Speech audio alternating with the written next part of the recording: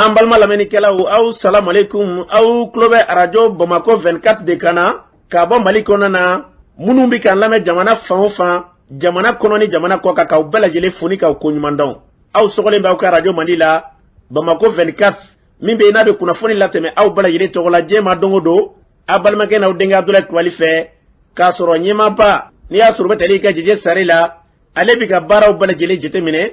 k'aw fo ni k'aw ko ɲuman dɔn faso kɔnɔ ni faso kɔ kan. Dɔwɛrɛ t'aw ma k'aw sigi ni k'aw ka kunnafoni ma kɔnɔ kunnafoni ni dalilu don tiɲɛ ni ala ye siran kan kunnafoni gɛrɛgɛrɛ anw sigilen filɛ kɛnɛ kan. O de kan ka bɛn bi kunnafoni la waati ma bi ye alamisa bɛlɛmɛ nansara san kalo 8 uti kalo bi o tile 25 ye ka bɛn 2022 san ma farafin kalo min n'o ye jɔminɛ kalo ye an b'a ladɔnniya k'a fɔ bi o tile 27 ye jate la san kalo fɔlɔ de hijira san 1444 san do dɔgɔ de bɛ kɛ ala k'a ɲɛ ka d'a ma bakuruba fɔla bi kunnafoni filɛ k'a ladɔnniya k'a fɔ kunungo jariwale tigilamaw ye wulikajɔ kɛ ɲɔnɔ dɔgɔfere malaburu la kɛrɛnkɛrɛnna pɛgɛnkaw fɛ yen nɔ ni ka se ka maa dɔ kasara nin na o ko kɛra cogo jumɛn kunnafoni ɲɛfɔli ko la kunungo wulikajɔ kɔni kɛra zone dɔw kɔni fɛ ka se ka taa bitigitigi dɔ kɔni k'o ka tulu kɔni ta ka taa ni o ye yirimajɔkaw fɛ yen nɔ tɛgɛ kɔni kɛra olu maa fila la o ko kɛra cogo jumɛn kunnafoni ɲɛfɔli ko la jɛkulu min kan ka kalata baaraw kɔni kɛ o jɛkulu kɔni sigila sen kan baaraw bɛɛ lajɛlen kɔni banna n'a tɔgɔ ye ko EJ o ko kɛra cogo jumɛn kunnafoni ɲɛfɔli ko la Kɔrɔwari finitigilaka maa 49 mun n'olu minɛlen bɛ an ka jamana kɔnɔna na o ko kɛra cogo jumɛn kunnafoni ɲɛfɔli ko la Premier ministre min bɛ yen nɔ nin waati la par intérim o ko kɛra cogo jumɛn kunnafoni ɲɛfɔli ko la ninnu de bɛna kɛ kunnafoni la kumaba ye ka fara kunnafoni wɛrɛ kan ka lase aw ma denkɛ n'a balimakɛ fɛ Sidiki Kulibali ala k'a ɲɛ ka d'a ma kunnafoni an b'a daminɛ ka ladɔnniya k'a fɔ kunungo jariwale tigilamaw kɔni wulikajɔ dɔ kɔni kɛ ɲɔnɔnkaw fɛ yen nɔ kɛrɛnkɛrɛnna dɔgɔfere pɛgɛkaw fɛ yen nɔ wulikajɔ in senfɛ a yirala k'a fɔ k'u kɔni maa kelen kasara a nin na o maa kelen tɛ dɔwɛrɛ da a yira ko boso dɔ de kun don k'a ye wulikajɔ kɔni ta a bɛ taa bɔ a ka foro kɔni na o munumunu salo kɔni senfɛ a yirala ko jariwale tigilamaw kɔni nana ka na marifa kɔni ci a la ni ka kasara a nin na yaasa ka pereratigɛ d'a ma karamɔgɔ Abdulaye Kulibali ye ɲininkali kɛ Mamadu Sumunu na ale ye sirem di an ka lamɛn. La boso dɔ bɛ a ka foro bɛ dɔgɔtɔrɔba niveau la ma yɛrɛ bɛ bɔ ka 17 a tɔgɔ de Ali Komina a nana ka foro lajɛ Iko le la a ye foro lajɛ la mɔgɔ ninnu nana u fɛ Iko fɔlɔ fɛ ka gosi marifa la u kɛlen ka gosi marifa la min kɛ an ye marifa mankan mɛn josolakaw bɔra ka taa lajɛ n'a sɔrɔ la min an y'a sɔrɔ moto jɔlen don yen a yɛrɛ tɛ yen o la o ye wele bila josolakaw ma n'o ye kabila kɔlɔsibaw ye u nana an kɔmasera ka don ci kɔnɔ ka a yɔrɔ ɲini foro kɔnɔna in na an kɔni y'a ye waati min na an y'a sɔrɔ u kɔni y'a bɔnɛ ale na jamana lakanabaa minnu bɛ yen a kɛlen a ye kunnafoni d'olu ma olu ye mun kɛ an ye kunnafoni di u yɛrɛ ma u nana u kɔni y'u seko kɛ parce que u ye yɔrɔ ninnu gosi ka to ka yɔrɔ ninnu gosi dɔɔni dɔɔni quoi parce que mɔgɔ minnu nana baara in kɛ u fala kɔfɛ bolo de fɛ an kɔni an bɛ ala ka bila ala yɛrɛ Abdulaye sɔrɔsiw nana y'a lajɛ kunungo yalima u ye mun fɔ aw ye sigida kɔnɔ yen u ko an ma ko an k'a lajɛ ko ka an sigi yɔrɔ kelen ani k'an taa yɔrɔw dɔn yanni nin sanga in ka bɔ a la k'u bɛ baara la baara in ma ban fɔlɔ olu bɛ jateminɛw na n'anw taara don yɔrɔ la an man ka don yɔrɔ min na so a bɛ baara gɛlɛya olu fana bolo quoi donc olu min ɲini population fɛ dɔrɔn bɛɛ k'i basigi mɔgɔ man ka taa yɔrɔ min na an kana taa yen kunungo ta ɲa tile 15 ye dɔ bɔra ka kɛ o tile 15 yɛrɛ dafara ka bɛn kunungo ma pɛgɛ kelen na yalima k'o ko to senna aw yɛrɛ fɛ mun de bɛ ka na ni nin bɛɛ ye mɔgɔ ninnu bɔ fala kɔfɛ bolo de fɛ ka na nin baara cɛjugu in kɛ ka tila ka segin ka taa bon fala kɔfɛla in fana a bɛɛ tu de ye nin ko ninnu kɔni an b'a ɲini faamaw de fɛ parce que ni faamaw tɛ anw dama tɛ se ka nin ko in confirmer an bɛ fɛ an ka fara ɲɔgɔn kan pour que ka se ka yɔrɔ in baara kan ka kɛ cogo min na an ka bɛn kan an ka se ka baara kɛ sabu ko filɛ ka min yɛrɛ bɔnna nin na nin kunungo nin muso fila de b'a bolo bɔ den kɔrɔbalen yɛrɛ tɛ tɛmɛ san 13 kan et puis a kelen de don a y'a dɔn o ye gɛlɛya ko ye an b'a ɲini ala kɔni fɛ u ka se ka fara an ka pour que an ka se ka baara in kɔni kɛ sabu que maa minnu filɛ ka cɛ bɔnna min na nin u bɛna fala kɔfɛla de fɛ u bɛ yɛlɛ mangoro sanfɛ k'u sigi ka mɔgɔw lajɛ foro kɔnɔnaw la n'i sera u sagola yɔrɔ la dɔrɔn u tɛ jiri sanfɛ dɔrɔn u b'i gosi n'u y'i gosi n'i benna dɔrɔn u b'u cun ka jigin ka sɔrɔ ka boli ka don tu kɔnɔna la u bɛ ka baara in kɛ o kɛcogo in de la ni tun bɛ tali kɛ Mamadu Sumunu na ɲɔnɔnkaw fɛ yen nɔ kɛrɛnkɛrɛnna ɲɔnɔ dɔgɔfeerekaw fɛ yen nɔ a y'a fɔ cogo min na yarabi ala ka basigi nati an ka jamana kɔnɔ n'an bɔra ye jɛkulu min kɔni sigila sen kan n'olu kan ka an ka jamana kalata koɲɛw ɲɛnabɔli kɛ n'a bɛ f'a ma ko EJ olu baaraw bɛɛ lajɛlen kɔni kɛra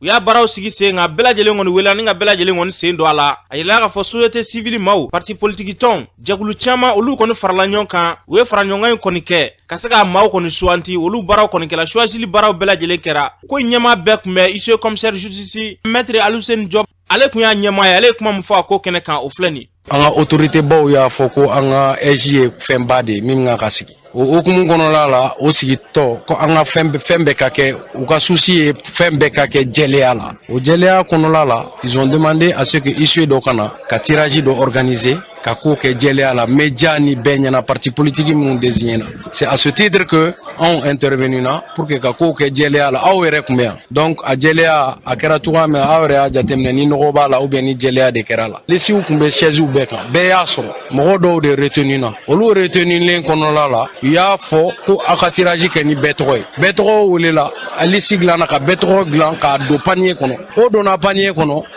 mɔgɔ dɔw welela mɔgɔ tɛ minnu dɔn yɛrɛ salle kɔnɔ olu nana kana tirage kɛ ka mɔgɔw suganti minnu sugantira olu de welela bɛɛ y'a mɛn voilà an bɛna o PV de kɛ k'a bila ka taa ministère la faamaw fɛ yen faamaw de b'a décider min kan ka kɛ baara tɔ procédure minnu kan ka kɛ ni tun bɛ tali kɛ maître Aluseni Job la a y'a fɔ cogo min na yarabi ni baara min n'a sigilen filɛ sen kan ala k'a kɛ jamana ka ɲɛtaa ye ni baara min n'a kɛra parti politique tɔ maa dɔw olu kɔni y'a yira k'a fɔ k'olu m'u yɛrɛ y'a kɔnɔ dɛ kɛrɛnkɛrɛn min bɛ tali kɛ CODEM na fo ka taa se URD maa dɔw olu kɔni y'a yira k'olu m'u yɛrɛ y'a kɔnɔ Amadou Ayan ale ye CODEM maa dɔ ye fo ka taa se Mamadou Diko ma ale ye URD maa dɔ ye an k'olu ka sira lamɛn parce que n'i y'a ye an ma sɔn ka CODEM ma sɔn ka taa EJ ko in na an ko démocratie la partout bɛ ɲɔgɔn dan ni conseillers de conseiller minnu bɛ mɔgɔw bolo parti bɛ ɲɔgɔn dan n'o de donc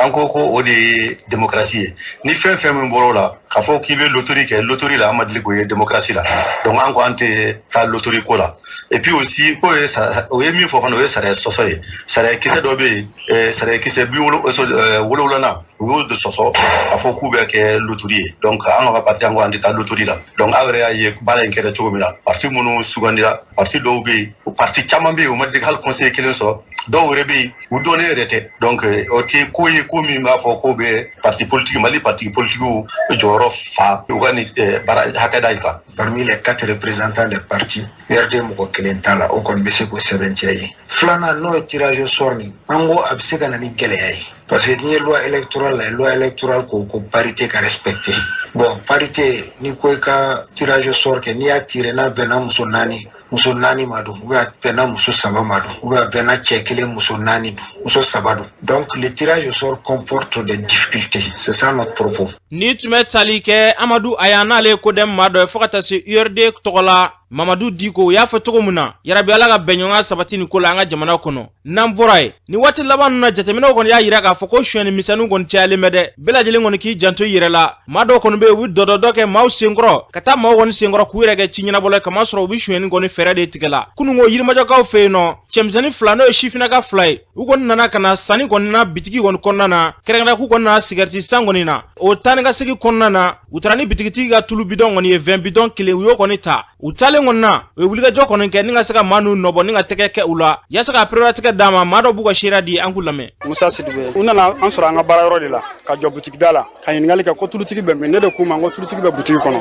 kelen donna butigi kɔnɔ kelen y'i sigi moto ka da la bon u bɔra dɔrɔn u ye tulu bidɔn kelen ta ka taa an ko est ce que ninnu ye tulu san wa an sigasigaro la an ye butigitigi ɲininka butigitigi ko k'ale ma feere u ma an ka sɔrɔ k'u nɔ don ka t'u minɛ sisan kelen min nana kɔ kɔfɛ k'u bɛ bawanja i ka suguni da la kelen min nana ye aw minɛ tulu kun b'u bolo tulu kun b'u bolo tulu bidɔn yɛrɛ tun bɛ yan nɔ tulu filɛ yan nɔ u mɔgɔ 2 kelen filɛ kelen filɛ baarakɛbaliya olu b'u bila nin na walita mana ja maa dɛ se ka halala ɲini o ni walita tɛ ne ta kɛ la mun dɔn n'o k'u di polisiw ma dɔrɔn parce que mɔgɔ tɛ kungo sugu dɔ ɲini ka da i yɛrɛ kun parce que a bɛ bi tile min na i mana zo minɛ k'a bugɔ k'a faga position sugu dɔ la bon e mun a taara e ka fɛn suɲɛ problème tɛ ka taa k'i dan quoi adamaden kɔni n'i ye baara kɛ kɔni ne kɔni bolo fɛn bɛɛ de b'o kɔnɔna la. n tɔgɔ Modibo Tarawele n taara sigati de san 20 na Malikoro 20 na bɔtɔ de bɔra ni tulu ye o y'a sɔrɔ ne bɛ so kɔnɔ quoi ne yɛrɛ ma bɔ a kalama fo kɛnɛmamɔgɔw ne y'a fɔ ne k'a y'a ta o la ne yɛrɛ fana bɔra ka gɛn ka na kunbɛn ne y'a sɔrɔ tulu fana b'a bolo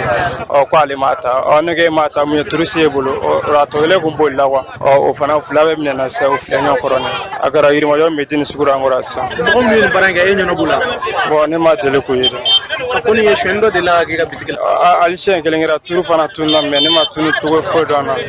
o kɛra ne yɛrɛ fana ne ma mɔgɔ ye ne m'o kuma mais ne yɛrɛ fana ma fɛn wɛrɛ fɔ quoi n'o tɛ o kɛra o kɔfɛ fɛn caman misɛnnin caman bɛ tunu i ti bɔ a kalama quoi ale ko fara kun ka di ne ye. ni tun bɛ tali kɛ bitigitigi yɛrɛ la fo ka taa se maa wɛrɛw ka seereya ma o y'a fɔ cogo min na yarabiala k'an bɛɛ lajɛlen don zon ŋɔni kalo dibi la n'an bɔra ye kɔrɔbari fintigilaka maa 49 min n'olu minɛlen bɛ an ka jamana kɔnɔ k'u kɛ kasoladen ye wulikajɔ kɔni bɛ ka kɛ fan bɛɛ lajɛlen fɛ kɔrɔbarikaw fɛ yen nɔ maliden minnu sigilen bɛ yen maa dɔw kɔni bɔra yen nɔ ka se ka na ni ka ɲɛsin an ka o conseil islamique maaw ma ka se ka taa ɲɛfɔli kulu ye k'u ka taa kuma an ka jamana ɲɛmaaw kɔni fɛ yaasa bolo bɛ se ka bɔ maa ninnu kɔni kan na o kulu in musolakaw tɔgɔ la Bertilakaw furumuso Madina Jalo ale ye kuma min fɔ o filɛ. Mankan min bɛ yen sisan nɔ aw minnu bɛ yan nɔ aw bɛ k'a ye o réseaux sociaux bɛ ka minnu bila u tɛ ka tiɲɛ fɔ aw ɲɛna parce que min b'anw kan sira min b'an dusukun na kimiki min b'an na anw de b'a dɔn don dɔw bɛ kɛ ne ni denni bɛ dugu kɔnɔ fo su 3 heures du matin an bɛ tugu mɔgɔw kan u bɛ ka groupe kɛ pour que ka taa mɔgɔw attaquer hali Mariam ba taali a ka concert n'a tun ma bɔ a ma a tun ma ɲi an ye baara min k'a kɔnɔ a kɛra Ala ɲɛna an nan'a ye n'an y'an sigi tan ko an bɛɛ b'an bolo d'an sen kan maliyɛn bɛ Côte d'Ivoire dɔɔnin de b'a cɛ a tɛ mɔgɔ si t'e kan k'i ye maliyɛn ye Côte d'Ivoire a tɛ mɔgɔ si t'e kan k'i ye Guinéen ou bien Sénégalais an bɛɛ ye finman kelen ye Ivoirien ninnu fana minnu bɛ yen an dɔw cɛ ye Ivoirien ye dɔw muso ye Ivoirien ye dɔw yɛrɛ baw ye Ivoirien ye n'i k'i bɛ sisan maliyɛn gɛn jɔ b'a muso bila ka taa ou bien jɔ b'a ba den na ce qui fait que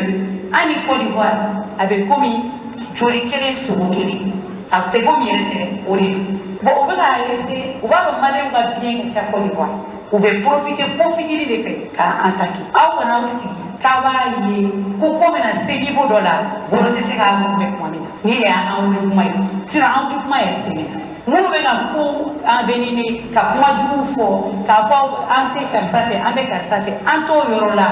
ne yɛrɛ bolo Joni Jalaki bɛ kuma yɛrɛ tɛmɛna n'i y'a ye mɔgɔw bɛ délégation kɛ nin denbayabatigi ninnu ni mɔgɔkɔrɔba ninnu a bɛɛ dɔw muso 2 den muso 3 dɔw yɛrɛ bɛ yen Mulayi Hayidara yɛrɛ den 22 de b'a bolo a bɛ muso 4 a bɛna baw la ni a wulila a ma na anw de la anw minnu fana bɛ baara kɛ yen an ka baara nafa bɛ na Mali la yan donc an ka kan ka wuli k'an bolo di ɲɔgɔn ma an bɛ niveau min na sisan joko kuma tɛ yen ni joko kuma bɛ yen anw tɛ délégation kɛ ka na jotigi jo jalaki jalaki min kɛra an b'a dɔn a ma ɲa an yɛrɛ t'o ɲinina fana an t'a ɲinina diplomatique la an t'a ɲinina ni foyi ye Ala n'a kira tɔgɔ ani diinɛ tɔgɔ u ka sabali an bolo 2 b'an kɔ u k'a to anw miliyɔnnaire minnu bɛ yen anw kosɔn o ɲanataga bolo ni mɔgɔ 49 ye nka Ala y'a kɛ n'u sera ka sɔrɔ a bɛ kunkɔrɔta d'an ma puisque anw maliyɛnw de wulila ka na ka Ivoirien dɔw d'an kan u b'an kunna wolo u b'an sigiyɔrɔ ɲɛ u b'an kumada diya ko maliyɛnw wulila u nana mun de bɔra la. Ni tun bɛ tali kɛ Bertilakaw furumuso Madina Jalo ka bɔ kɔrɔbarikaw fɛ yen ka na Mali kɔnɔna na ni ka taa o conseil islamique maaw kɔni fɛ yaasa wulikajɔ bɛ se ka kɛ nin ko in na cogoya mun na o kɔfɛ an ɲininkali kɛ maliden dɔw la u b'u ka sariya fɔ nin waleya in na an k'u lamɛn. Mahamadu Sankura bon n'o ye min fɔ dɔrɔn diinɛ ɲɛmɔgɔw k'u senbɔ nin ko la u k'a bila sariya ka bolo kan u mana ɲɛli sɛbɛn u mana tiɲɛni sira kan n'u mɛna o tiɲɛni sira kelen fɛnɛ kan u kan ka ɲagaji min kan ka bɔ o kan ka to kunna u si kaso ou bien u ka to an ka kaso la an bolo yan a banna sariya ka kiiri tigɛ o ɲuman na jamana ɲuman kama o yɛrɛ tiɲɛni de kama ni bɛna tiɲɛni sira kan bon sariya kan ka min dɛgɛ o kan ka dɛgɛ kan diinɛ ɲɛmɔgɔw k'u senbɔ nin ko yɛrɛ fiyewu n tɛ diinɛ ko sira ye u mana Ala ko la o n'u bɛna Ala ko la an bɛ se k'a fɔ diinɛ ɲɛmɔgɔw ka wuli k'u jɔ a la mais Ala ko tɛ u nana janfa kama u bɛna janfa kɔlɔn kɔnɔ dɔn jama kɔlɔn bɛ jɔ o kelen kɔlɔn kɔnɔ ne kɔni fɛ pour que kɛlɛ kana kɛ sigi nafa tɛ kɛlɛ la sigikafɔ de ka ɲi donc n'a ma ɲi olu nana sigikafɔ la an ka lajɛ an k'u bila parce que nafa tɛ kɛlɛ la Alassane yafa deli o Alassane ma yafa deli kɛlɛ ma ni Côte d'Ivoire cɛ Côte d'Ivoire maliyɛn caman de bɛ yen maliyɛn caman de bɛ yan fɛnɛ donc ni jamana fila man kan kɛlɛ quoi donc sɔrɔsiw ninnu k'a bila nafa tɛ kɛlɛ la ko kɛlɛ ti jamana fila ni ɲɔgɔn cɛ k'u bɛ kiiri ka bolo kan kiiri ko min bɛ ka fɔ n'a ma ɲɛ Côte d'Ivoire ka mɔgɔw nana yafa deli la an ka yafa. Ne Madame Kulibali o nana ka na delili kɛ ko ka ninnu bila mais ninnu kun nana ni hakilina min ye u kun bɛna maliyɛn hakɛ min faga jɔn b'o hakɛ dɔn Ala de b'o dɔn yafama tɛ wulukinda suma ne bɛ kangari min da an ka diinɛ ɲɛmɔgɔ n'u kɔni ye yafa minɛ ni min bɔra la u k'u jɔ n'a constance ye alikiyama kɛnɛ kan u nakun kun ye min ye mɔgɔ si t'o dɔn Ala de b'o dɔn Ala de donna anw n'u cɛ ni yafa deli bi kɛ a bɛ kɛ ka da ko dɔ fɛnɛ kan segin tɛ kɛ ko min kan siɲɛ 2 yafa deli bi se ka minɛ o kan mais u kun nalen kɔni bɛ ni hakilina min ye hakilina ɲuman kɔni tɛ ciden minnu nana ka na se diinɛ ɲɛmɔgɔ ma mɔgɔ ninnu bɛna kuma min na diinɛ ɲɛmɔgɔ tɛ Côte d'Ivoire ye wa ka hakilina d'u ma k'a fɔ a bɛ ka taa jamana min kama k'a fɔ k'a bɛ t'u nin hakɛ ta k'u sɛgɛrɛ a man ka taa ta k'u sɛgɛrɛ anw n'u ye kelen diinɛ ɲɛmɔgɔ dɔw tɛ yan diinɛ ɲɛmɔgɔw bɛ Mali la yan cogo min na diinɛ ɲɛmɔgɔ b'u fɛnɛ fɛ yen olu kun kan ka hakilina di u ka mɔgɔ ma yan'u ka wuli ka na anw kama anw fɔlɔ ma kɛlɛ ta k'u sɛgɛrɛ olu de fɔlɔ y'a jadi ta ka anw sɛgɛrɛ o nakun kun ye min ye mɔgɔ si t'a dɔn ala de b'a dɔn an denw bɛ ka sa don o don an cɛw bɛ ka sa don o don n'a fɔra ko an jigi ye ɲɔgɔn ye jamana fila an jigi ye ɲɔgɔn olu fana bɛ tila ka nin ta ka na anw sɛgɛrɛ an bɛ mun faamuya o la. Burama Tarawele bon ne yɛrɛ kɔni min faamuya a ko la tiɲɛ yɛrɛ la nin ko in tɛ ko nɔgɔn tɛ quoi mais u ka diinɛmɔgɔ minnu bɔla Côte d'Ivoire ka na Mali la tiɲɛ don bonya bɛ yen nɔ sigiɲɔgɔnya bɛ yen an bɛɛ fana ye kelen ye fana donc o yɔrɔ fana kama bon a ko bɛ se ka nɔgɔya u ka fɔ ka bɛɛ kɛ a la parce que a mana kɛ cogo o cogo kɛlɛ ma nɔgɔ fan fila si la ni kɛlɛ kɛla a bɛ se ka kɛ tiɲɛni Mali la a bɛ se ka kɛ tiɲɛni Abidjan ma donc an b'a yira u la sisan donc u ka sigi ka fɔ kɛ a la fɛn min b'a kɛ u t'a ɲɔgɔnna fila wɛrɛ kɛ donc an b'o de ɲini u fɛ bon u k'a dɔn fana k'an bɛɛ ye kelen ye bon n'olu m'a dɔn k'an bɛɛ ye kelen f'olu ka mɔgɔ jugu bila ka na donc an y'u minɛ donc an fana de b'a jira u la an kɔni y'u minɛ mais olu kan ka bɔ ni hakilila de hakilila min b'a jira k'a fɔ vraiment an nimisala an y'a kɛ an filila donc n'o kɛla kɛlɛ banna n'o ma kɛ i b'a sɔrɔ an fana k'u bila o cogo la ten i b'a sɔrɔ o fana ka gɛlɛ dɔɔni quoi. Ni tun bɛ tali kɛ maliden dɔw ka seereya la u y'a fɔ cogo min na yarabi fɛn bɛ daga d'an ka jamana na ala k'an bila o sira kan n'an bɔra ye premier ministre kura min ye baara daminɛ nin waati la n'a bɛ ka baara kɛ par intérim o ko in malidenw b'a ye cogoya jumɛn na an ye maliden dɔw ɲininka an ka dɔw lamɛn. Ne tɔgɔ ye Ibrahima Keita an ka premier ministre Sogɛl Mayiga i ye ministre o ministre bila a nɔ la o tɛ se ka Sogɛl jɔyɔrɔ fa munna parce que Sogɛl bɛ politiki dɔn depuis anw yɛrɛ ma wolo an y'a sɔrɔ Sogɛl bɛ politiki dɔn a bɛ jamana in dɔn min bɛ bila a nɔ la a bɛ se ka dɔ de kɛ n'o tɛ a se ka segin ka da Sogɛl sen da nɔ la dɛ. Ne ye Worokiya Jakite ni an ka premier ministre banana an bɛ dugawu de k'a ye ala ka kɛnɛya ji di a ma ala ka kɔrɔta ni hɛrɛ ala ka n'a digi an nin na depuis a kɔni sigira an kunna don fo k'a bila bi la an ɲɛ b'a la yɛlɛma donna Mali kow la an bɛ ala deli ala ka dɛmɛ d'a ma. Tɔgɔ Adama Sanogo a bɛ se ka kɛ a b'a place fa mais ne kɔni dalen t'a la mɔgɔ tɛ min bɛ se ka Sogɛl place fa sisan an bɛ yɔrɔ min na bi ne t'o mɔgɔ la fɔlɔ quoi. Yuba Jara ne hakilina kɔni ye bana b'a la mais a ka kɛnɛya a kana baara ta o de ka d'anw ye parce que a ɲɔgɔn foyi tɛ yen. Lasi Kulubali parce que y'a sɛgɛnna dɔrɔn u y'a jateminɛ dɔrɔn k'a bila repos la dɔɔni dɔrɔn wa i ma faamuya n'o tɛ mɔgɔ min bilala nɔ na a tɛna fɔ ko a bɛna falen yɛrɛ a tɛna falen waati la ko dɔrɔn de don quoi. Bon bɛ fɔ min fɔ mɔgɔ ɲɛna dɔrɔn k'a faamuya Sogɛl gouvernement min filɛ nin Mali ma ka ɲɔgɔnna yɛrɛ sɔrɔ nin bɛɛ bɛ se baara la nin bɛɛ bɛ se fɛn dɔ la quoi an ka nin to yen wa nin waati dɔ don. Ni tun bɛ tali kɛ maliden dɔw hakilina la u y'a fɔ cogo min na yarabi ala k'an ka jamana basigi ni k'a kolo suma ale bɛ hukumu kelen kɔnɔna na Jamil Bitar ale b'a hakilina fɔ nin ko in na an k'ale lamɛn. Datigi b'a da sago fɔ bɛɛ n'i ŋaniya bɛɛ n'i jinɛ mais ne bɛ min fɔ mɔgɔw ɲɛna n'i ye duga ye mɔgɔ su kan i b'a fɔ wuli ka bɔ n su o ye jakusa ye de toute façon personne n'est à l'abri de ça an bɛɛ ye buna adamadenw de on est des mortels bɛɛ b'a dɔn i bɛ sa i m'a faamuya mais Mali tɛ jɔ dɛ k'a fɔ ko karisa tɛ yen ko Mali baara bɛ jɔ o tɛ yen dɛ baara in bɛ taa parce que baara in kɛra ni hakilina min ye mɔgɔw kana miiri k'a fɔ ko premier ministre kelen ka hakilinata de ye ko jama de farala ɲɔgɔn kan ko jama de bɔra jama de ye kɛlɛ kɛ o kɛlɛ de tɛ waleyala sisan wa o min bɛ waleyala sisan bon dugutigi kɔrɔ tɛ dugu ɲɛlen fɛ a mana kɛ cogo o cogo dɔ ka bonɛ dɔ ka hɛrɛ. Donc, moi, je pense que la personne humaine, elle est sacrée. Mɔgɔw kana tɛgɛrɛ fɔ sa ko mɔgɔw de y'u nin di u bɛ min fɔ nin ye premier ministre par intérim nin ye n'a bɛ gouvernement dɔ de kɔnɔ a bɛ gouvernement min kɔnɔna la mais un gouvernement c'est une équipe premier ministre wɛrɛ ma taa ta ka na o nka a sugandila a kɔnɔna de la k'a fɔ bɔ baara min a daminɛna pour que a ka continuer bon pour que o baara bɛ continuer il y a deux forces du changement les deux forces du changement o dɔnnen don c'est les militaires président ko M5 RFA primature ye aw ta ye n'a ye mɔgɔ min sugandi Sogɛl nana o cadre de kɔnɔ olu bɛ mun tɛgɛrɛ fɔ la Sogɛl bɛ yen Sogɛl tɛ yen a bɛ comme Sogɛl bɛ yen parce que M5 de bɛ yen moi je dis aux gens de faire extrêmement attention parce que ala bɛ min kɛ sini sɔgɔma mɔgɔ si t'a dɔn bon n'i ye tɛgɛrɛ fɔ mais dans tout ça là ala bɛ bɛɛ ŋaniya dɔn nous on n'en a pas fait de la maladie de IBK an m'o kɛ ko fɛnkɛlen ɲagaribɔla ni fɛn wɛrɛw ye mɔgɔ tɛ mɔgɔ ka bana ta k'a fɔ k'i bɛ nisɔndiya o la bɛɛ bɛ sa dɛ. Ni tun bɛ tali kɛ Jamil Bitar la y'a fɔ cogo min na yarabi ala k'an ka jamana basigi ni k'a kolo suma n'an bɔra ye kunungo maa dɔ wulila ka se an ma kumaso kɔnɔna na yan nɔ k'a yira k'a fɔ ko issue dɔ kɔni taara ka taa ale ka minɛnw kɔni bɔ a ka so kɔnɔna na a y'a yira k'a fɔ k'u kɔni bɛ kiri la a mɛnna maa yɛrɛ a sigilen bɛ yirimajɔ de a tɔgɔ ye Seydou Traoré a y'a yira k'a fɔ kiri kɔni tigɛla tigɛ cogo min na ko ale ma sɔn dɛ ko kiri ma tigɛ sariya kɔni kɔnɔna na fiyewu fiyewu Seydou Traoré an ka lamɛn. Ne tɔgɔ ye Seydou Traoré issue de na donna ne ka bi kana ne ka minɛnw bɔ n ka so kɔnɔ ka n ka minɛnw bɛɛ bila kɛnɛ ma bon ne ka jugement bɛɛ ne ma ka jugement si kalama papier min dira isiw ma fɛnɛ isiw ma ladɔnniya n'a ye kɛlɛ bɛ mun de nɔfɛ kɛlɛ bɛ dugukolo de nɔfɛ e dugukolo sɔrɔ jɔn bolo ne ye dugukolo sɔrɔ karamɔgɔ Kamara bolo Yirimajɔ don min nana ko dugukolo y'olu ta ye ne ko pulanda ko ne ni mɔgɔ tɛ kɛlɛ dugukolo ko la o donc ne ka dun ka dugukolo sɔrɔ mɔgɔ min foyi ka n jɛya an ka t'o fɛ yen n ka taa olu ka taa kuma n taara n'u y'o fɛ yen olu taara sigi ka kuma ko vraiment ale ta ye dugukolo ale ka dugukolo feere ne ma donc ni ko bɛ dugukolo ko in na ne ka foyi t'a la olu ale de bɛ dugukolo ko ɲɛnabɔ donc an ka kuma bila o de kan donc u t'o la ka taa soit transmet tigɛ ne kama sunkalo kɔnɔna u ne minɛ ka taa ne datugu ale karamɔgɔ Kamara kelen de taara ka taa ne bɔ kaso la donc karamɔgɔ Kamara taara ne bɔ kaso la donc jugement bila la commune 6 la an kun ye avocat min ta kiiri kɛra avocat kɔfɛ avocat ma ka kuma kama dossier kɔnɔna na kiiri kɛra avocat kɔfɛ donc an nana fɔ avocat bon an k'i ta contrat de tun b'a ni ɲɔgɔn cɛ donc an ka jugement tɛ se ka kɛ k'a fɔ ko e b'a ma dossier sanfɛ an ka jugement kɛra k'a fɔ k'an ka filaye foyi ma se dossier la donc an n'ale ɲɔgɔn cɛ contrat ko an k'a jɔ donc an y'ale ɲɔgɔn cɛ contrat an y'a jɔ an y'a fɔ an k'a sɛbɛn an ka dossier la donc ne ka kiiri tigɛra ne kɔfɛ o bɛ ne ka lettre calen ma donc a tɛ ne ka lettre ci ne ma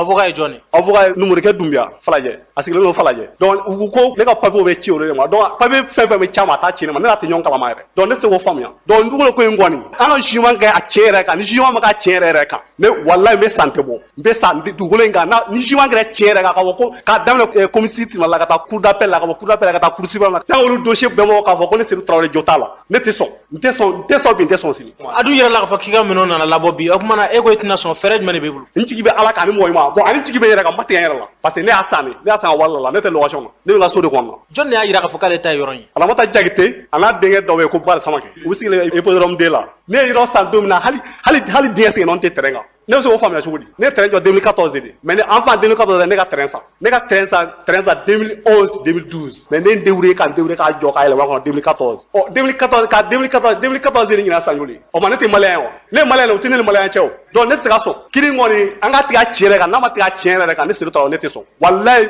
Ala ta kɔfɛ n'u bɛ min kɛ walayi u ka n su bɔ bilayi n tɛ sɔn bi n tɛ sɔn sini Mali juge tɛ baara la fɛn bɛɛ juge ni jandɛmɛ cɛ o sabaliya de est ce que sariya b'i bolo k'a fɔ k'e ka kiiri k'a ma tigɛ sariya kɔnɔ wa sariya ne ka papier jira faama na a bɛ se faama sigiyɔrɔ 10 ma a olu yɛrɛ ka ne ja ko ne ka to yɔrɔ kɔnɔ ko papier min na dɔrɔn ko tiɲɛ tɛ olu yɛrɛ y'o fɔ ne ko tiɲɛ tɛ n kun ye avocat min ta n ka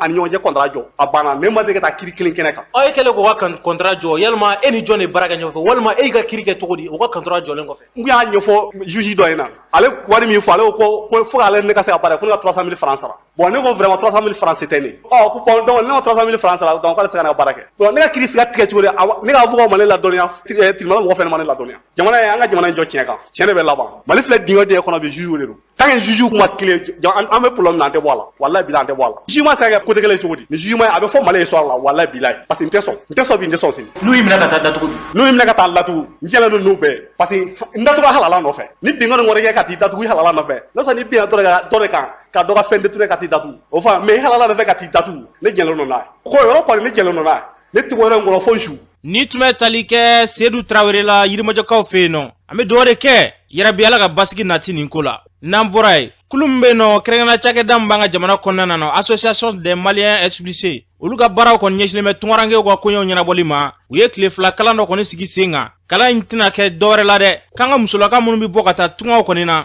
kɔlɔlɔ minnu b'olu sɔrɔ u ye kalan nin kɔni kɛ walasa fɛɛrɛ bɛ se ka sɔrɔ o ko la a ɲɛmaa ye Ousmane Jara ye an k'ale lamɛn ne tɔgɔ de Ousmane Jara ne ye association malienne des expulsés ɲɛmɔgɔ ye bi an ye lajɛ boloda lajɛ mun n'an ye wele bila jamana ɲɛmɔgɔw ma ani jamana kɔnɔdenw n'u b'a fɔ ma société civile pour que an kana hakili jagabɔ baro dɔ sigi baro min bɛ musow ka tungala taama kan an y'a ye k'a fɔ n'i ko tunga mɔgɔ caman bɛ cɛw de jateminɛ tunga kɔlɔlɔ mɔgɔ caman b'a jateminɛ k'a bɛ cɛw dɔrɔn de kan ka muso to ka sɔrɔ muso dun ka kɔlɔlɔ ka bon kosɛbɛ ka taa côté fila bɛɛ la ni muso yɛrɛ dun fana ye tungalanke ye bi donc dɔ bɛ fara dɔ kan an y'a ye k'a fɔ u cɛw bɛ to ji la u cɛw bɛ tunga siraw ta u cɛw bɛ to gɛlɛya kɔnɔ u cɛw bɛ refoulé donc o kɛra gɛlɛya ye musow ma an dun nana ye fana san tɛmɛnen na n'o ye san 1990 ninnu waati ye musow bɔra ka taa tunga la u tun bɛ t'u cɛw de nɔfɛ o tun tunga ye so kɛrɛfɛ tunga ye i n'a fɔ Côte d'Ivoire ninnu ani Sénégal ninnu musow tun bɛ taa cɛ nɔfɛ tunga taama na ayiwa bi tunga nana janya ka taa fɔ farajɛ la o bɛɛ lajɛlen na musow bɛ taa cɛw nɔfɛ farajɛ la an y'o ye san tɛmɛnenw kɔnɔ mais ni san tan laban in kɔnɔ an y'a ye sisan k'a fɔ gɛlɛya yɛrɛ de bɛ musow yɛrɛ kan sigiyɔrɔ la jamana kɔnɔ donc u yɛrɛ fana ye tunga minɛ ta ka tunga sira daminɛ donc o tunga sira an ye analyse min kɛ an ye u ye kɔlɔlɔ caman sɔrɔ dɔw ye kɔnɔbara balilen sɔrɔ bingali kɛra dɔw kan sira fɛ u ma sigi ni fɛn fɛn ye o bɛɛ y'u sɔrɔ tunga sira la donc gɛlɛyaba nana don musow ka tunga taama kan an fana ko an bɛna an da s'a ma expert minnu bɛ yen n'olu ye baara k'a kan u ka kunnafoniya dan an ma ani jamana décideur minnu bɛ yan u fana k'a lajɛ an bɛ se ka jɛ ka décision jumɛn ta pour que musolaka minnu bɛ tunga sira kan u bɛ se ka projeter cogo min na donc o de ye bi weleli kunba yɛrɛ ye ni an ye journalistes wele ka jamana ɲɛmaaw wele ka société civile wele ka tungarankew yɛrɛ wele walasa an ka dɔ fɔ a ko la kungola jate la i b'a jateminɛ 100 sara la o 100 sara la i bɛ mɔgɔ 10 ka se 12 ma musow b'o la bi tunga sira kan fɔlɔ muso kun tɛ tunga taama ten tunga kun bɛ taama ni cɛ y'i wele i kana n sɔrɔ jamana in kɔnɔ n sigira yan muso kun bɛ na mais bi muso bɛ furu la o a tɛ furu la o a yɛrɛ kɛlen bɛ tungaranke de ye donc o de kɔlɔlɔ bonyana kosɛbɛ kasikanw n'a kulekanw bɔra o de y'a to an fana ko an bɛna hakili jagabɔ baro k'a kan bi. Ni tun bɛ tali kɛ Usumani Jarala y'a fɔ cogo min na yarabi Ala kana kɔlɔlɔ kɛ ka maa si sɔrɔ tunga sira fɛ n'an bɔra yen an ka jamana kɔnɔna na yirala k'a fɔ ko an ka kanw ko o tɛ ka don ba la kosɛbɛ dɛ min bɛ tali kɛ nko kalan karamɔgɔ dɔ n'o bɛ tali kɛ Abdramani Kante la ale y'a yira k'a fɔ k'an bɛ k'an ka kan de bila kɔfɛ ko n'an y'an kan don ba la k'a dɔ bɛ dɔ la ko gɛlɛya caman bɛ yen nɔ kan tɛ don o kɔnɔna na an ka Dramani Kante lamɛn. Ne ye Abdramani Kante Yirimajɔ Bakɔrɔbabugu kolo sanfɛ n ye alimami ye yan wa n ye nko karamɔgɔ fana ye jamana nin bɔda nɔgɔ la an ka kan dɔ da ba de b'a la parce que Siri n bɛ kuma kelen f'i ɲɛna bi e Siri filɛ nin ye n'a fɔla tiɲɛ ko fugu la duloki kurusi kɔrɔ bɛ nin bɛɛ lajɛlen na adamaden n'a sɔrɔ k'an b'a ka kan kalanna k'an ka kan dɔn an bɛ gɛlɛya caman bɛ an t'o sɔrɔ n'a fɔla ko banfula kɔrɔ le ko k'i banfu la i kana taga wali nafolo don i kana nata walimɔgɔw la a fɔlɔ n'o ma ko cɛfani 3 banfula k'i banfu la duloki k'i dulon i yɛrɛ la i k'i dulon mɔgɔ si la i dulon i yɛrɛ la gɛlɛya nana cogo cogo i dulon i yɛrɛ la gɛlɛya ni a bɛ tɛmɛ mais gɛlɛya la n'i ka hɔrɔnya feere n'i ka adamadenya feere i kɛ da la k'a fɔ ko i tɛ foyi sɔrɔ a kɔfɛ nimisa kɔ donc kulusi k'i si mara i kana kɛ jɛnɛyakɛla ye ka taa i den wolo walisow kɔnɔ ni bɛɛ lajɛlen fɔla an ka denmisɛnninw ɲina u ka cɛfani 3 ta don na pour que u kisi ka kɛ hɔrɔn ye pour que u kisi ka danbe tanga ni kumakan ninnu bɛɛ tunun an fɛ mun de y'a tunun an fɛ walikan min b'a la ka karan an bolo o de ye nin défaut caman se an ma sariya ko min bɛ sen na wagati in na an k'an cɛsiri a kɛla ko ye o a kɛla kan kan ye an kɛ baara kɛ n'an yɛrɛ ka kanw ye n'an ye baara kɛ n'an yɛrɛ ka kanw ye ɲɛtaga de bɛ sɔrɔ o de la walikan baarali i kan ka fɛn fɛn sɔrɔ walikan na san 10 kɔnɔ i b'a sɔrɔ i yɛrɛ ka kan na san 2 kɔnɔ o la n ko loda caman bɛ n ko la bi ne yɛrɛ min ye n ko baara la bi n'i y'a jateminɛ an bɛ se k'a yiri yɛlɛma k'a kɛ fɛn bɛɛ ye an bɛ se k'a yiriden yɛlɛma k'a kɛ fɛn bɛɛ ye an ka mangoro bɛ den ka tiɲɛ an ka yiridenw bɛ den ka tiɲɛ an tɛ se k'a kɛ foyi ye a bɛɛ bɛ tiɲɛ an ɲɛna or que nafolo de tiɲɛ tɔgɔ ye mais mun de bɛ se k'o baara nɔgɔya an ma o de ye an ka kanw kalanni o bɛ bayɛlɛmali nɔgɔya an ma a bɛ se ka basiya fana nɔgɔya an ma. Ni tun bɛ tali kɛ Dramani Kante ka seereyaw la y'a fɔ cogo min na yarabi an ka jamana a ɲɛtaga bɛ sabati sira o sira fɛ Ala k'an bila o sira kan n'an bɔra ye projet kura dɔ kɔni sigila sen kan an ka jamana kɔnɔna na Think Peace Mali olu kɔni ka baara tɛ dɔwɛrɛ dɛ ka se ka wulikajɔ kɔni ta ka se ka dɛmɛ kɔni don musolakaw ma baara in kɔni bɛ ka kɛ Mali fan caman kɔni fɛ a ɲɛmaaya yɛrɛ bɛ maa min bolo bi n'o bɛ tali kɛ Jangina Sumare la an k'ale lamɛn. Juillet kalo 2021 an ye nin activité in kun tigɛ yan walasa an bɛ se ka fɛɛrɛ kɛ cogoya min na musow ni musomisɛnninw olu jɔyɔrɔ min bɛ an ka jamana basigiko la ani an ka jamana lakanako la. Ni tun bɛ tali kɛ Jangina Sumare la baara in yɛrɛ bɛɛ lajɛlen na u y'a ko bonya kɔni ta k'a di diinɛ minisiri ma Mamadu Kone ale ye kuma min fɔ a kɛnɛ kan o filɛ. Danemark ambassade ka fara ONG Think Peace kan ani ministère des affaires religieuses et du culte des coutumes donc o farala ɲɔgɔn kan walisa musow fana ka o sen don nin ko ninnu na quartier kɔnɔna na Mali fan bɛɛ lajɛlen na ani village bɛɛ lajɛlen kɔnɔna na walisa o ka se ka don daw ni da ani mɔgɔw ni mɔgɔ ka se ka hakilina miiri wɛrɛ yira o la min tɛ kaana gɛlɛya wari ye ani min tɛ jatigɛ wari ye a bɛ dɔbɔ jamana ɲɛmɔgɔw ka degun kɔnɔna na parce que jamana ɲɛmɔgɔ tant que ni jatigɛ wale ma dabila développement min laɲini bɛ jamana ɲɛmɔgɔ fɛ o tɛ se ka kɛ kelen filanan jamana ɲɛmɔgɔw ka taabolo de ye u ka se ka jamanadenw lakanda n'a fɔra k'a fɔ ko jamanaden kelenw de kuma bɛɛ siw bɛ bɔ o cɛla mɔgɔw bɛ blessé o ye jamana ɲɛmɔgɔw ka haminakoba ye ni mɔgɔw sɔrɔla mun bɛ fara ɲɔgɔn kan jamana ka kɔnɔna na ka se k'o waleya kɛlɛ o de ka di jamana ɲɛmɔgɔw ye. Ni tun bɛ tali kɛ Mamadu Kone na diinɛ ni batoko minisiri don u y'a fɔ cogo min na ni hakilina min n'a sigilen filɛ sen kan yarabi Ala ka ni hakilinaw sabati an ka jamana kɔnɔ n'an bɔra ye n'a hakili b'a la kunun ko maa dɔw kɔni kumana ya k'a yira k'a fɔ ɲɔnɔnkaw fɛ yen nɔ kɛrɛnkɛrɛnna ɲɔnɔn denmugukaw fɛ yen nɔ ko dɛmɛ dɔ kɔni k'o taara k'olu ma sɔrɔ dɛmɛ in na dɛ a yirala k'a fɔ dɛmɛ in kɔni min bɛ tali kɛ mairie baarakɛla fo ka taa se sifinnakaw ka ɲɛmaaw ma olu kɔni ye seereyaw kɔni di k'a yira k'a fɔ ko dɛmɛ nin ko maa ninnu kun kan ka recenser k'u ma sɔn recensement de ma ko dɛmɛ nin k'u yɛrɛ de y'u yɛrɛ jɛ dɛmɛ in na denmugu sifinnakaw ka ɲɛmaa Sumayila Dawu an k'ale lamɛn. ne tɔgɔ ye Sumela Daw ne ye Sirifila Bundi sifinnakaw ka ɲɛmɔgɔya kalifalen bɛ na waati na. Sumala Daw an bɛ waati min ko bi dɛmɛ min bɛ n'a tilana Ndemugu marabolo kɔnɔ na k'a tilanko ma ɲɛ aw minnu bɛ n'aw ye sifinnakaw ye ko in kɛra cogo di? Ne bɛ min fɔ Ablaye mɔgɔw k'a faamu k'a fɔ ko san'i ka dɛmɛ ɲini faso fɛ fɔlɔ faso k'a dɔn k'e yɛrɛ bi ko faladanakaw de ko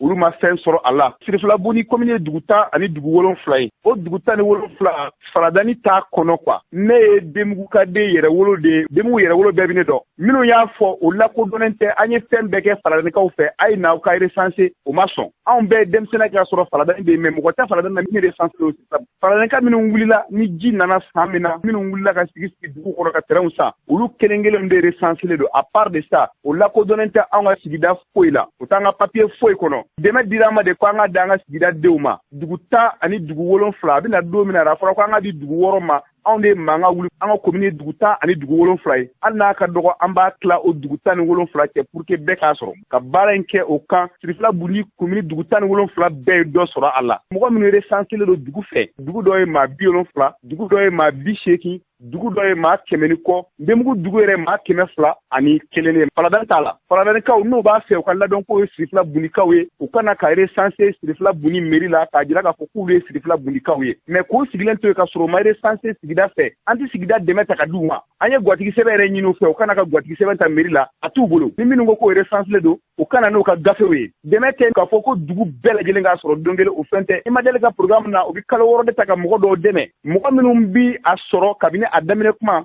u ka programme na o mɔgɔ kelen de b'a sɔrɔ fo ka programme in ban. Kumakan laban ye min ye mɔgɔw ka sabali ka mun ɲɔgɔn kɔrɔ ka kow lajɛ a tiɲɛ yɛrɛ kan. Filanan mɔgɔw ka sariya bonya mɔgɔw ka essayer k'o fɛn ninnu labato pour que an ka se ka bɔ nin kɔnɔ. Bi ɲɔnɔni a lamini bɛɛ lajɛlen Ablaye bɛɛ lajɛlen b'i lamɛn et puis i bɛ kunnafoni min fɔ mɔgɔw dalen b'a la k'a fɔ ko tiɲɛ don k'i fo i ka baara ɲuman na. Ni tun bɛ tali kɛ Sumala Daw la ɲɔnɔn Ntemugukaw fɛ yen nɔ o kɔfɛ maire ka secrétaire général n'o ye Ali Diko ye ale fana hakilina fɔ nin ko in na an ka lamɛn. Ne tɔgɔ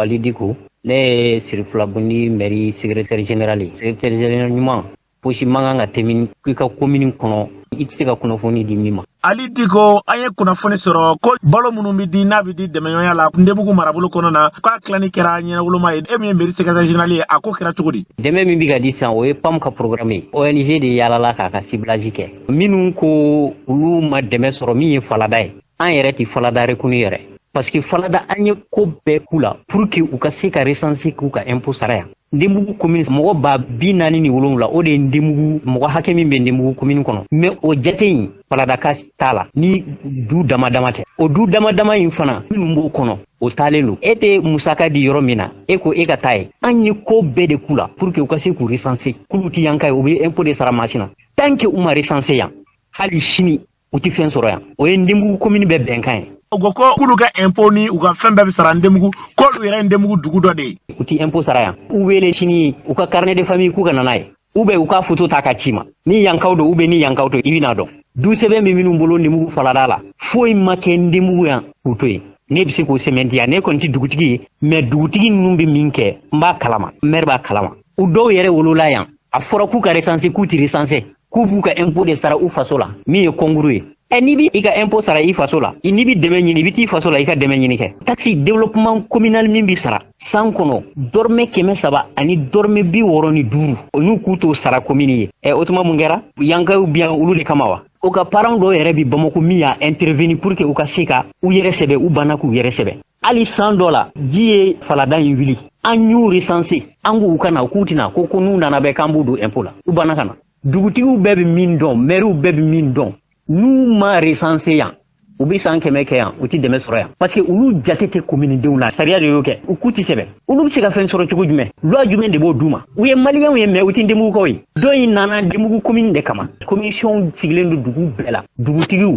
jeunesse musow diinɛtigiw u bɛɛ bɛ commission la olu de b'a jate minɛ minnu b'u ka papier kɔnɔ minnu ye dugudenw ye mais min tɛ duguden ye min ma sɛbɛn u ka papier kɔnɔ o t'a la ne bɛ min fɔ nin na dɔrɔn minnu bɛ ka nin fɔ ye u k'u yɛrɛ bonya quoi maire b'u bonya dugutigi ni conseiller b'u bonya mairie baarakɛlaw b'u bonya jeunesse b'u bonya musow b'u bonya donc u k'u yɛrɛ bonya n'u bɛ fɛ k'u yɛrɛ bonya u k'u yɛrɛ lakodɔn commune kɔnɔ n'u m'u yɛrɛ lakodɔn commune kɔnɔ bonya tɛ se ka s'u ma. Ni tun bɛ tali kɛ Ali Diko la maire ka secrétaire général don u y'a fɔ cogo min na yarabi Ala ka bɛnɲɔgɔnya sabati nin ko la n'an bɔra yan an bɛ taa jamana kɔ kan Umu Danbele mun b'e bolo. Karamɔgɔ Sidiki an taga Lajinɛ jamana kan. O ni diɲɛ tɔnba ka bolofara min bɛ adamadenw ka hakɛla kɔlɔsi. O ye bataki ci Lajinɛ donatɛmɛ fanga ɲɛmaa ma Kolonɛli Mahamadu Dunbiya ma k'a ka jɔyɔrɔ yira ka kɛɲɛ ni adamadenw ka hakɛla kɔlɔsili cogoyaw ye Lajinɛ jamana kɔnɔ. N'an bɔra an taga Nigériya jamana kan. Fɛn min ye cɛ marifatigikulu dɔw ye olu taara bi Nigériya kerecɛnlakaw daga yɔrɔ dɔ kan n'o église dɔ ye catholique. O kɛra sababu ye u taara ni maasɛri maa 4 ɲɔgɔnna bonyanko ye. Ni waati in na Nigériya finitigɛlakaw bɛ wuli ka jɔ la walasa u ka se ka tɛgɛ da ni maa ninnu kan. Wale yɛrɛ kɛra Nigériya woroduguyanfan na.